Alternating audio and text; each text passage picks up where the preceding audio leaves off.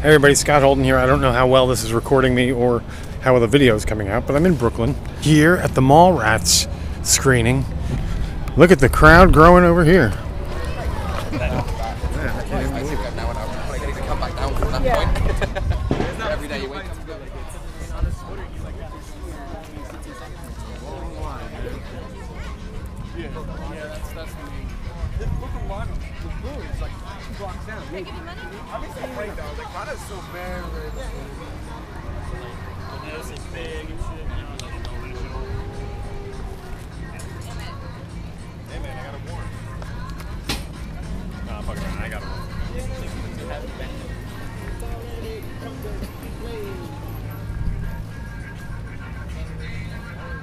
Holy cow.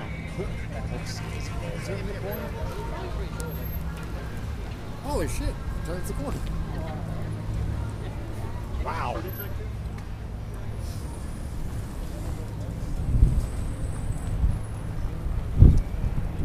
How's it feel to be the end of the line? It sucks. We won't be there long, I think.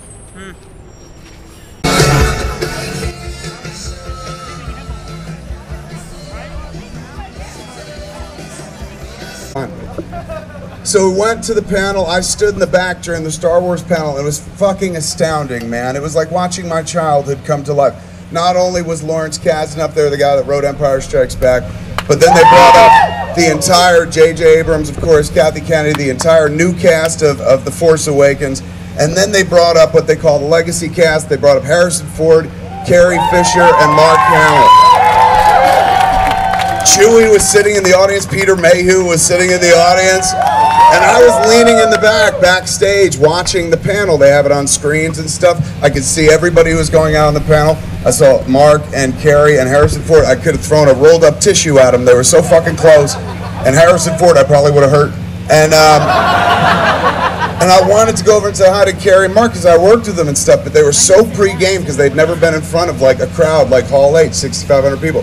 So they were watching the monitor and they looked real nervous, and I didn't want to go over and be like, hey, remember Silent Bob? So I just stayed in the fucking back.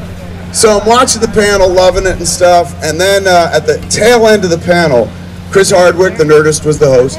He says to JJ, he goes, JJ, do you have one more thing you want to say to the crowd? And JJ goes, how many people here love the music of Star Wars? And the crowd was like, wah! And then he was like, how many people would like to go to a Star Wars concert right now? And the whole audience was like, wah! Including me. I was like, I'd like to go to a Star Wars concert. And they were like, well, tell you what, we're going to have one right now. And I'm sitting there going, well, there's no way they can let 6,500 people go. So I'm sure there's only like 1,000 going to go, and the rest will sit around and bitch about fucking Star Wars or something like that. And instead, they were like, everybody in the audience can go. It's just outside. Just remain orderly. All 6,500 people could go. We're going to give you these sweet badges. You'll get a plastic lightsaber when you get there. And we're going to watch a Star Wars concert outside. And you have never seen 6,500 people exit a building more orderly in your life. And they just filed out, man, just like going out. And I'm sitting in the back like, holy shit, man, nobody's going to be here at all. I was worried they wouldn't remember me. They already fucking forgot me and shit. They're going to see Star Wars. And JJ comes off the stage, and I see somebody beeline right up to him. And then they like whisper at him, and I see JJ go like this, and then he sees me, and I wave from the back. And he comes over, he's like, oh my God, dude, I'm so sorry. I had no idea. They didn't tell me there was somebody after us. He's like, if I knew any panel was after us, I wouldn't do it, let alone for somebody like you. I fucking love you. And I was like, yeah, I feel the love tonight. And he goes, I feel like Darth Vader, man. I was like, don't worry about it, don't worry about it. I said, you go have your concert, man, let's take a picture, because I wanted to memorialize the worst moment in my life, and we took a picture. And then he went off, and the place was empty. So I'm sitting in the backstage going like, if you have a panel and nobody's there, did it happen? And contemplating what to do and shit, thought about canceling the show, was trying to find out, can anybody come to my show? We just go watch the fucking Star Wars concert? Because I would like a free lightsaber. And they were like, you got people outside, so you got to do a show. So I'm standing in the back, and this story is a little bit relevant to New York. I'm standing in the fucking backstage at Hall H, man, feeling like, as usual, an utter fucking failure, the Charlie Brown of independent film. So, leaning against the wall going like, I don't know what the fuck I'm gonna do here. And then somebody walks up to me, a man, and he kind of looks familiar, but I'm fucking in a haze of panic right now. And the dude goes, Kevin, I'm Bobby Moynihan, I'm from Saturday Night Live. And I'm a huge Saturday Night Live fan, and I really like Bobby Moynihan, and been watching his career all this time because I'm like, if anyone's ever gonna play me on Saturday Night Live, it's that motherfucker right there. So when he came over, I was like, oh my God, how are you, man? And he's like, good. I was like, listen, I would love to talk to you so much right now, but like some weird shit just happened to me, so like I can't focus right now. I'm really sorry. He's like, no, don't worry about it, man. Nice meeting you. And he walked away, and then panel happened. 2,500 people there, which was fucking nice. That's like a crowd like this and shit. And so we wound up doing the show. It was fun. It all worked out. Sith happens. Whatever the fuck. So there was this moment, man. Like, you know, we were. I talk to my kid all the time. I got a 16-year-old kid named Harley. Always tell her the story about when I was a kid. I wanted to write for Saturday Night Live desperately. It's the only thing I really wanted to do. And I went to college at the New School for Social Research at Eugene Lang, it was called. And I used to walk up to Midtown and sit in 30 Rock in the lobby and wait to be discovered. Not doing anything. Not busking or telling jokes, just fucking sitting there going, Lorne will know. And I would do it so often, and I would nobody ever discovered me and shit. And like it was the Schwab's fucking counter or something. And I would get sad. I remember crying. Like being in the lobby of 30 Rock going like, man, why won't this happen and shit. And that's no way to get hired on a comedy show, crying in the lobby. So I would tell my kid that story all the time. Like, hey man, like sometimes like if you're passionate about something, you wind up crying in the lobby of fucking 30 Rock, blah, blah, blah. My kid's a big SNL fan. So I'm at the airport with the kid coming out this trip here. And I'm going through security after them. They went through, my wife and daughter went through security first. I smoked and I went through after. And then as I'm in security, all of a sudden I hear a very dulcet tone go, Kevin, it's Bobby Moynihan. And I turn and there's Bobby Moynihan again. I was like, holy fuck, dude. Like, I had remembered in a dream that you talked to me on like at Hall H at San Diego. Stay there, I want to talk to you. Let's just get through security and shit. So we get through security, and I'm like, man, I kind of remember you in the moment, but it didn't occur to me as I was driving home from San Diego. He goes, yeah, when I talked to you, it was weird. And then 20 minutes later, I was online, and I realized what happened because I read about fucking all the people walking out and shit. And I was like, well, honestly, like one of the bright spots was fucking talking to you and saying hi. It was really nice. I'm a big fan. And this is where he rocks my world, man. He goes, well, I just wanted to tell you that night, and I'm going to tell you now. He goes, when I auditioned for Saturday Night Live, I got it because I played you. And I was like, what? What? I can't even get laid off of being me. How'd you get a fucking job? And he goes, I swear to you. He's like, I went in for my audition. I did 3 pieces. He's like, first piece, I said, this is Kevin Smith in Clerks. And I turned my baseball cap backwards, lit a cigarette, and smoked it and never said anything.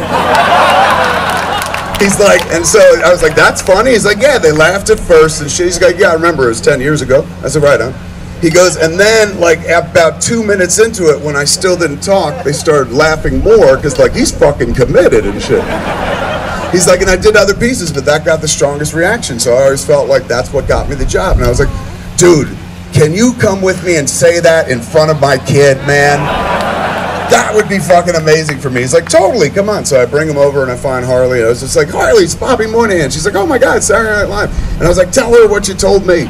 And he tells her that story and shit. And she's like, wow. And I was like, did you hear that shit, man? He got on Saturday Night Live because he was fucking acting like me. And she's like, well, that's because he wasn't crying in the lobby of 30 Rock.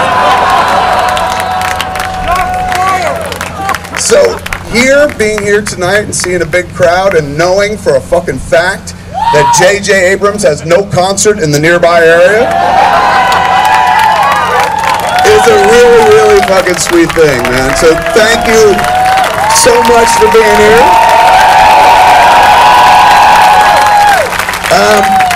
we're going to do Q&A, but since it's kind of like this, the Q&A, the Qs are going to be provided by someone else who I'd like to bring up right now. I've never gotten to do this in my life, so it's going to be cool for me. Ladies and gentlemen, I give you Kevin Smith.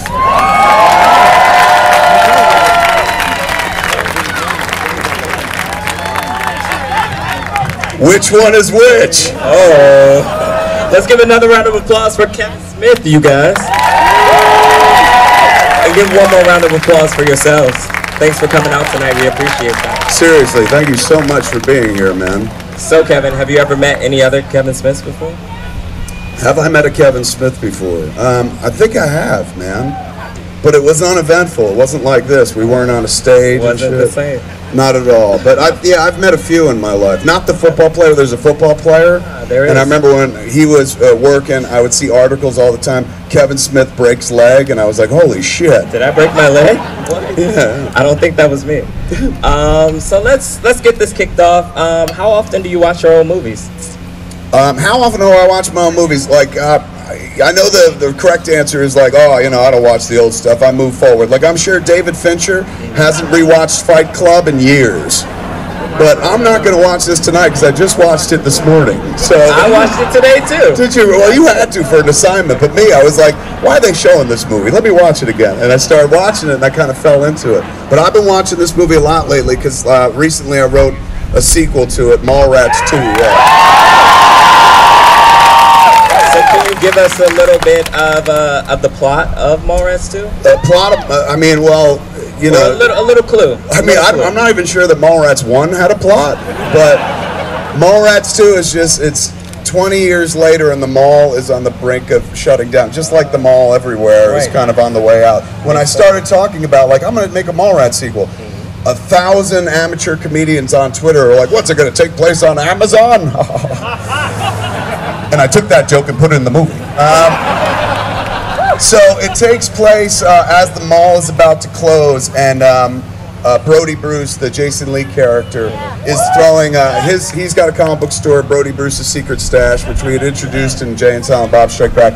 He has moved it into the mall, and he's throwing this mall-a-thon Comic-Con to try to keep the mall alive. Like, he's like the people in Back to the Future, save the clock tower. He's trying to save the mall and shit. So and into the mall. You want to hear about it or no? Okay.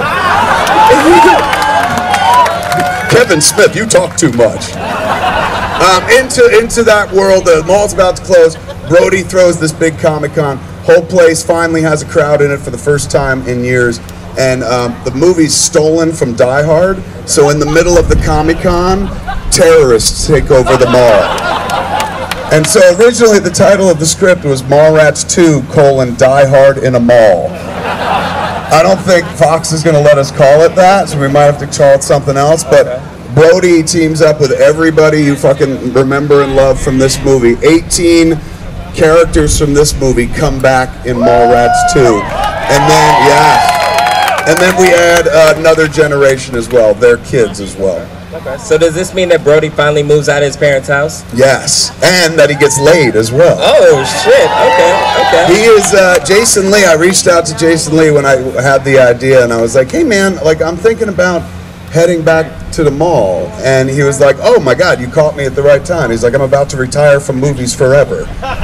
And I was like, holy shit, really? He's like, yeah, I want to go live a real life. Fuck these people. And I was like, holy shit, well, don't leave yet, man. I was like, I want to do a Mallrats sequel. And he goes, well, I started my career with Mallrats. To end it would be kind of poetic. So he's like, I'll do one more flick. And I was like, right the fuck on. So I wrote the script and sent it to him. He was working on something else at the time. So he was like, I'll read it and get back to you. And he started reading it piecemeal. And every day I would get these gorgeous one-line emails from him just quoting lines and telling me how smart and stupid I was at the same time. It was really sweet, and he loved the script, so we're off and running. That's amazing. That's amazing. So speaking of old characters, talk about your experience working with Ben Affleck.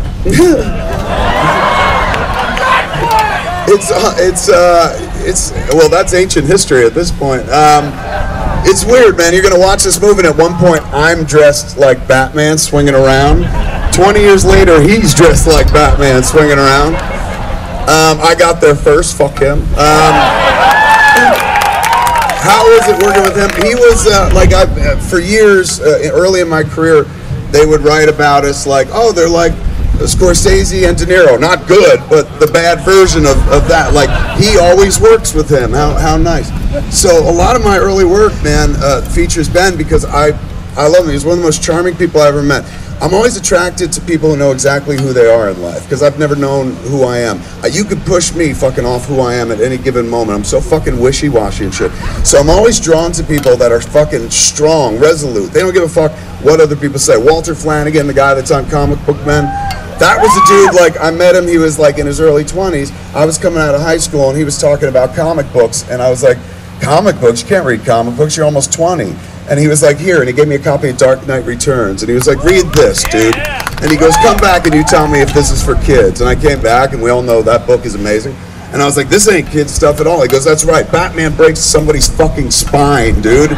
He's like, that's not for children. Fuck anybody that says I can't read this. So I'm always drawn to people like that. Jason Mewes knows exactly who he is. And who he is fucking weird, but he knows exactly who he is, and that's why I'm always drawn to him because he makes no apologies about who he is and stuff. Ben Affleck was one of those people, absolutely. When I met him, he knew exactly who the fuck he was, and the first conversation we had was he came in to audition for this movie. I had read in the Hollywood Reporter that morning that he had sold a script called Good Will Hunting with his lover, if I remember correctly, to Castle Rock. So, you know, I was like, holy shit, this guy, he was the guy in Dazed and Confused who was beating people with a paddle. He wrote a fucking script. That's weird. So when he came into audition, we had something to talk about. Because I was like, dude, I just read that you sold a script. And he's like, you read that? I was like, yeah, I read the trades, man. He goes, why? And I was like, I don't know, that's our business. He goes, maybe I should read the trades. And he won an Academy Award.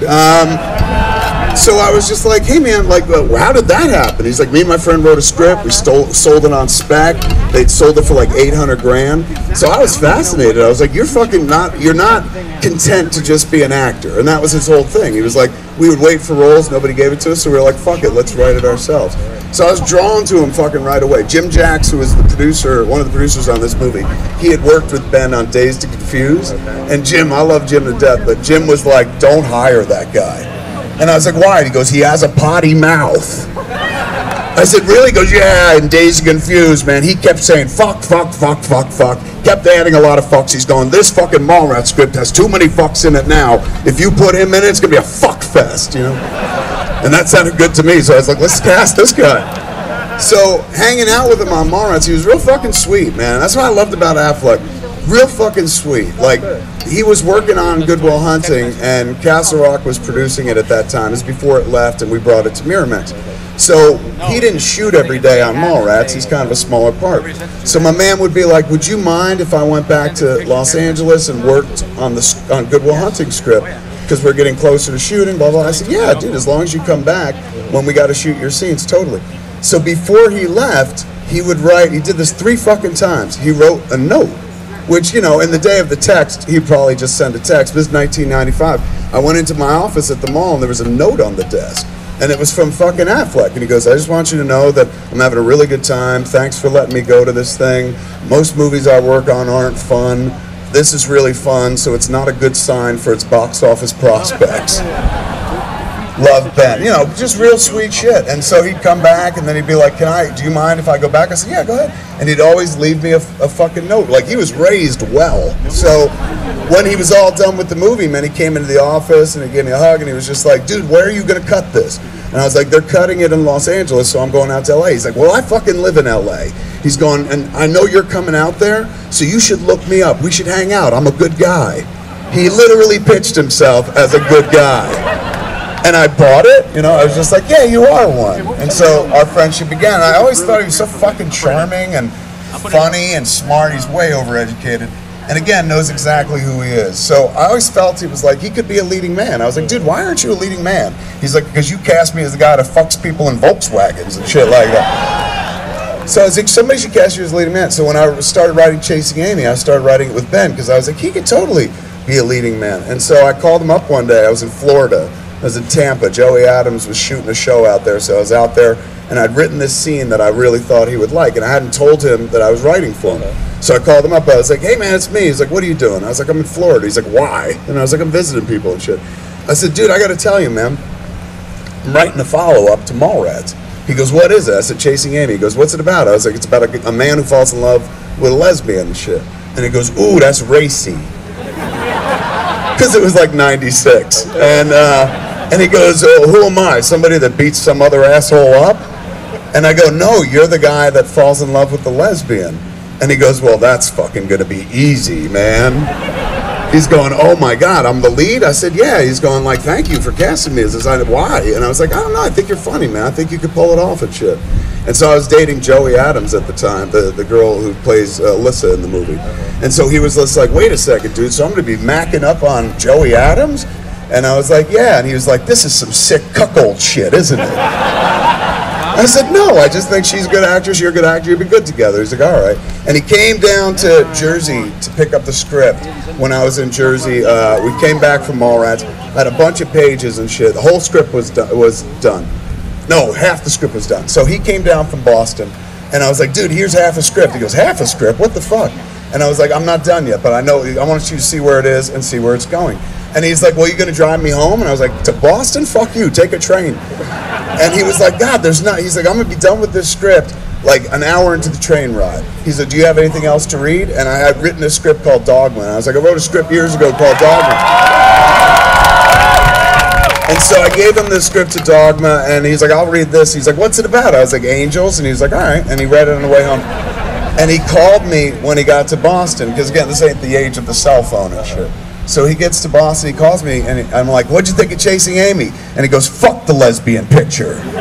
He's going, this religious picture is the way to go. He's going, I want to be Bartleby. And I was like, really? And he's like, fuck, this is pimp. Bartleby says the coolest shit.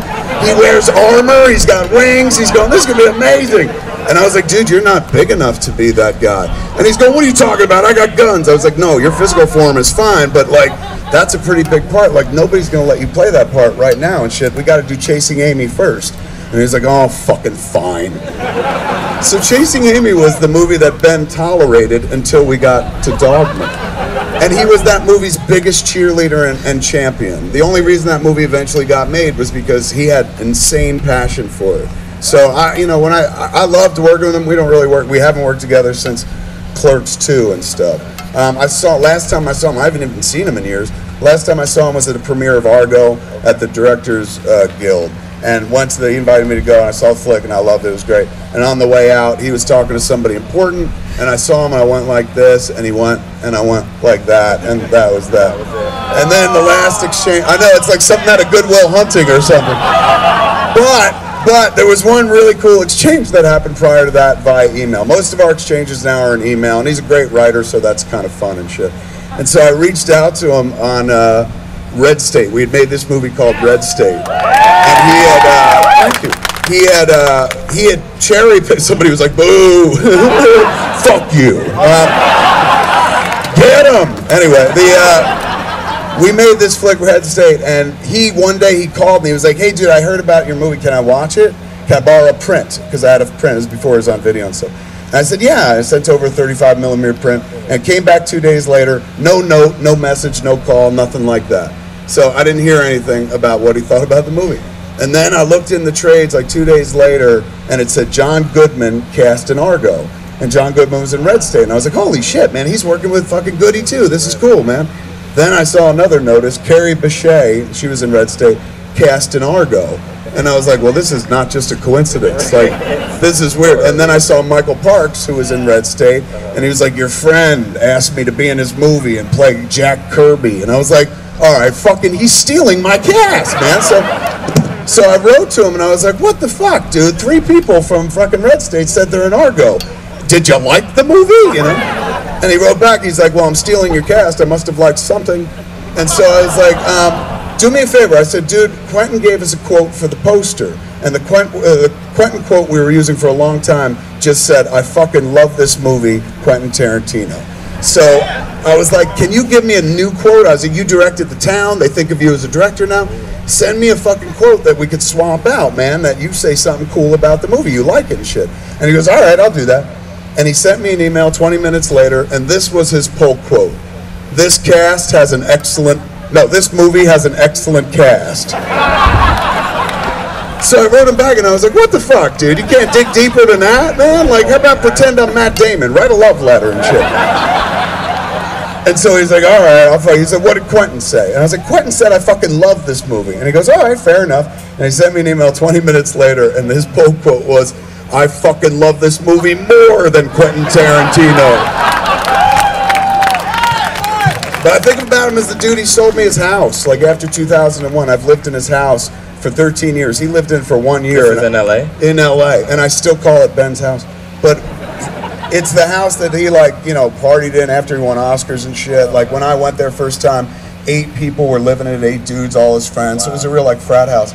And then he sold it to me back in 2002, and I've raised my kid there, my wife there and shit. So it's like a real family house to me. Right. And he came to play poker once. This is like 5 years ago and shit. And he's looking around the house like it's a distant, foggy memory.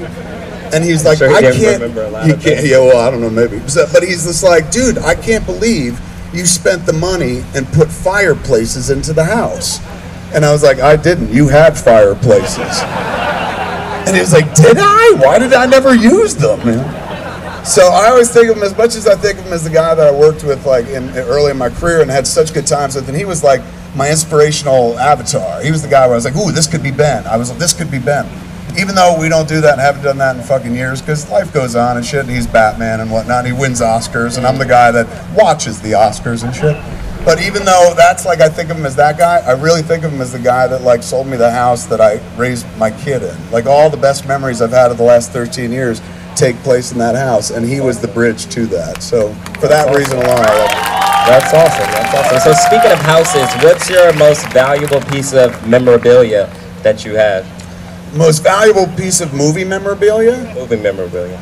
Boy, I don't know. I didn't, like, a friend of mine, Dave Mandel, he's got an actual Stormtrooper helmet that he paid like tens of thousands for years ago. And he was like, I could get you one. I was like, fuck no. Like, I'd rather buy a house or a car. So I've never really spent a fuck ton on like movie-owned stuff or memorabilia, but I do have a Wayne Gretzky, Andy Warhol Wayne Gretzky painting, which I was always a big fan of Warhol, and I fell in love with Gretzky, so I was like, shit, the best of both worlds. And that was like, this is gauche, I'm not trying to sound fucking big talk, but it was like $7 grand. I could get behind that. I was like, $7 grand, okay. Anything more than that, once you get to like 10, that's when it's like, just buy a car, for Christ's sake. All right, so we're about to watch Mallrats. So let me know what was going through your mind when you did the Batman stunt scene flying through the mall. It's right on the shirt. Shout out to this guy wearing the Mallrats shirt. It's on his shirt. What was going on in my mind? I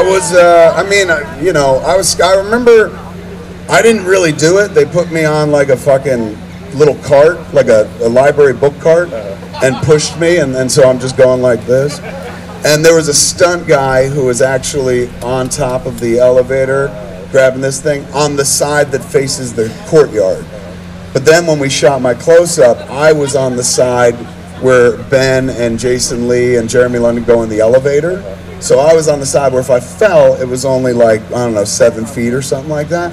And they put a gigantic fucking blow-up mat, so that if I fell 7 feet, I'd fall on the mat. Okay. But when we shot the stunt guy, dude, he's up there, no mat whatsoever, and he's got a way longer fucking place to fall and shit. And I was like, what's up? Why the inequality? And they're like, he's a stunt guy, you know? But I remember it wasn't that moment, but the scene where we run from the security guards, and we use the grappling hook and go up in the air. There was a moment, like, that was actually the scariest moment I ever had on a movie set, because me and Muse were buckled together and harnessed together, and we were harnessed to a crane that yanked us up. Oh, wow. And they put some cardboard boxes under us, and there was a platform in the middle, and so the crane would pick us up, and we were hovering like pretty much, since we wanted to see a little sky, to the top of the building. So it was a pretty fucking mean drop. Okay. But they were like, you're safe, you're harnessed in and stuff. So we're hanging. I'm kind of on the bottom, he's the top. in the hanging position. And we're waiting for him to call action. They just lifted us up and we're hovering and stuff. And all of a sudden I felt the belt slip. And I go, Jason, did you feel that? And he goes, are you hard? I said, no. Did you feel the belt slip? And he goes, no. And then it went, and you heard it. So he goes, I didn't see it, but I heard that. And I start calling down. I was like, yo, Bob. He was the stunt coordinator, Bob Apisa. I'm like, Bob, the belt is breaking. And he goes, no, you're fine. And it starts shifting again. And I'm like, get us down, Bob, I'm not fine. He's like, you're gonna be fine, we're about to roll. And I started screaming, dude. I was like, get us down! Get us down! And everybody below is looking like he's having a stroke. And then they fucking lowered us to the ground and run out. And just as we got to the ground where we were about to, our feet were about to touch, the belt went poof, and me and him hit the ground like this. Oh, wow. And I turned to Bob Apisa, the stunt coordinator. I was like, what the fuck, man? I was like, you know what would have happened? I fucking would have landed. He would have landed on top of me. And Jason was like, would have been okay for me. But I don't know, most of those days, like, it's weird when I look back now, like, I was thinking about the scenes when we were making them because this was new. Like, we had made Clerks and we made it with friends in a fucking convenience store after hours. This was the first time we did something with a budget. There was a crew, expectations and shit like that. And I went from 4 people to like a crew of 50 and figuring out how to delegate authority and shit like that, because your instinct is like, I'll do it myself. It worked the first time. But you have to learn to like work well with others. So that was fascinating, like showing up and seeing that many people who are like, we're here to make sure Mallrats happens. And you're like, really?